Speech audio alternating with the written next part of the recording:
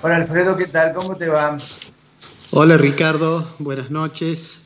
Un gusto estar aquí.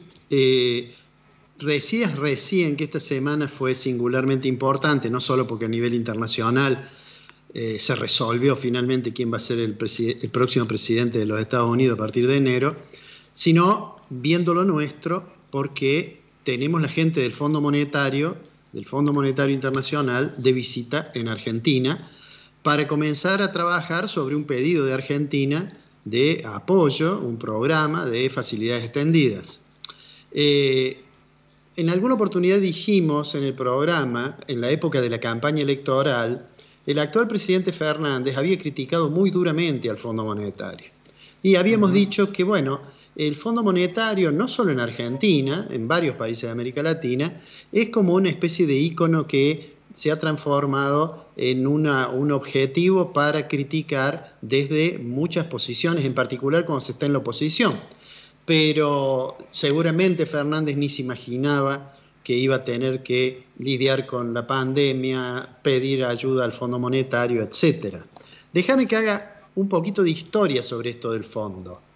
El Fondo Monetario, en realidad, es consecuencia de una reunión que se hizo poco tiempo antes de terminar la Segunda Guerra Mundial. En realidad, un año antes, en junio del 44, eh, el presidente de los Estados Unidos, Roosevelt, citó a quienes creían iban a ser los ganadores de la guerra. Digamos que en junio, el 6 de junio, es un día bastante recordado porque fue el desembarco en Normandía, y digamos Ujú. que a partir de allí, aunque todavía faltaba mucho tiempo, faltaba un año para que terminara la Segunda Guerra, en realidad estaba la suerte echada, digamos. Las ideas del Tercer Reich, del nazismo alemán, iban a sucumbir, iban a ganar los aliados. Digamos, la suerte estaba echada, ¿eh? Uno podría decir que desde junio, aunque todavía faltaba un mes para que se liberara París, hay una famosa frase de Gaulle que dijo: París ultrajado, París roto y martirizado, pero París liberado, que fue lo que iba a ocurrir más o menos un mes después. La suerte de Alemania estaba echada, ¿no? Es decir, uno podría decir, como dijo Julio César cuando cruzó el Rubicón, cuando dijo: la suerte está echada, ¿no? Ujú. Alia y acta est. Pero digo, en esa reunión que participaron 44 países y se creó el Fondo Monetario y se creó el Banco Internacional de Reconstrucción y Fomento, el actual Banco Mundial, y el fondo comenzó a funcionar en 1945. A esa reunión Argentina no participó, porque Argentina, por entonces, año 44, las influencias y las simpatías hacia el eje nazi-fascista eran muy grandes en la Argentina, Así y es. entonces no participó. Sin embargo, hubo otros países, por ejemplo, Brasil había enviado tropas que lucharon en Italia, o México, que había enviado una famosa escuadra de aviadores. Pero Argentina no estaba convocada dentro de los que iban a ganar la guerra. En realidad, poco tiempo después, bueno, vino el gobierno del general Perón, y el general Perón creía de que no era conveniente entrar al Fondo Monetario, ¿no? Le voy a pedir al director que ponga una placa, una primer placa, para que veamos lo que uno en realidad encuentra cuando llega al Fondo Monetario Internacional, en Washington. No sé si tenemos esa placa, si la estamos viendo. Ahí Allí está. está. Eso está Ahí en la está. entrada de la avenida, la 19 Avenida, en la entrada del Sí. Fondo Monetario Internacional. ¿Qué es el fondo? Y fíjate en esta placa que sigue muy brevemente. Vamos a poner una placa simplemente para decir lo que decíamos recién. Se decidió en julio del 44. Allí hubo una discusión entre la delegación de Estados Unidos y la delegación inglesa.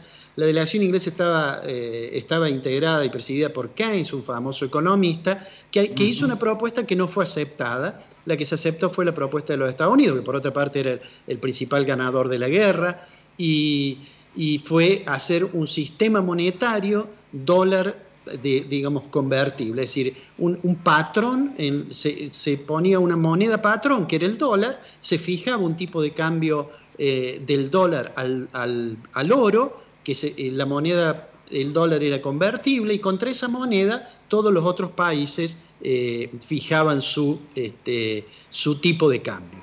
Bueno, se creó entonces en julio del 44, decíamos, Argentina no participó allí, hoy son 190 países los que lo integran y tiene más de 2.700 personas trabajando. Hoy sus mayores deudores, si uno entra a la página del fondo, son Argentina, Ucrania y Grecia. Vamos primeros en esto también. Bueno, Argentina se incorporó en el 56. Si bien, si uno hace un poquito de historia, había intentado, poco tiempo antes de que asumiera el general Perón, se había expresado que se iba a ingresar. Pero cuando el general Perón tuvo oportunidad de discutir el tema, él desconfiaba mucho del Fondo Monetario y envió un proyecto al Congreso que establecía que no iba a entrar a Argentina. Allí tenés una expresión que hizo incluso varios años después, el general Perón, como ya estaba después del golpe militar del 55, estaba exiliado en España, y él ahí dice que cuando él se hizo cargo del gobierno en el 46, le propusieron ingresar, digamos, la gente del fondo le propuso ingresar. Y fíjate lo que creía el general Perón. El general Perón creía que el Fondo Monetario Internacional era un monstruo muy peligroso. El subrayado, por supuesto, es mío. Y dice que, en síntesis, era un nuevo engendro putativo del imperialismo. Esa es la visión, digamos, del fundador del Movimiento Nacional Justicialista. Y yo diría, en el peronismo siempre han cohabitado miradas distintas, ¿no? El general Perón tenía esta visión, nada cercano a esta visión tuvo otro destacado miembro del Partido Justicialista, el doctor Carlos Menem. El doctor Carlos Menem era más vale liberal, ¿no? Ahora incluso habló en la asamblea y la Junta de Gobernadores del Fondo Monetario y del Banco Mundial. Ahí en la placa que nos colocaba el director está una posición que está más cerca de la que pensaba el general Perón, ¿no? Esto es lo que dijo el expresidente Néstor Kirchner en oportunidad de cancelar la deuda que tenía Argentina con el fondo. Esa deuda la canceló porque su visión era de que en realidad las ideas del Fondo Monetario finalmente lo único que generaban era políticas que provocaban pobreza y dolor, ¿no? Y dice, en los últimos 30 años hemos visto avanzar la continua dependencia de programas que Argentina acordó con el Fondo Monetario Internacional. ¿Por qué quería plantear esto, digamos, ¿no? Y ahora vamos a la columna. Porque en realidad, más allá de las cuestiones ideológicas, digamos, y más allá de que en el peronismo hay más de una mirada sobre el tema del fondo, en realidad el presidente Fernández se encuentra con esta situación, digamos, en la cual Argentina es, como veíamos recién, uno de los deudores más grandes que tiene el fondo, y bueno, no vamos a poder pagar eso, por supuesto. Nos debemos algo así como 44.000 millones de dólares, y entonces, ¿qué ha hecho Guzmán? Guzmán dice, bueno, vamos hacia un programa de facilidades extendidas. ¿Cuál es la diferencia que tiene un programa de facilidades extendidas con un programa stand-by? Que los programas stand-by son a 3 o 4 años, para desequilibrios transitorios del balance de pago, y los programas de facilidades extendidas en realidad el pago se hace entre el cuarto y el 10º año, se pagan en 12 cuotas semestrales. Entonces, ¿qué está diciendo Guzmán? Bueno, deme 4 años de gracia, deme 10 años para pagar.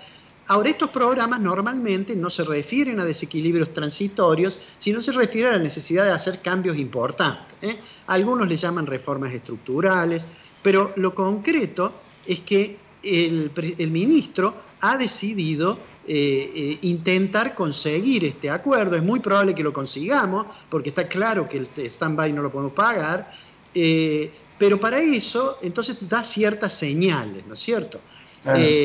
Logró reestructurar de manera exitosa la deuda, ha expresado en muchas oportunidades la necesidad de seguir un sendero de solvencia fiscal, digamos, un sendero fiscal que sea sustentable. Y ya hay las primeras señales de eso. Hoy cuando se siente la gente del Fondo Monetario a conversar con los distintos funcionarios de gobierno, aunque el gobierno ha dicho por boca del presidente que no le gustan los programas económicos, seguramente habrá alguna carpeta que diga, bueno, mire, las medidas por las que vamos son las siguientes.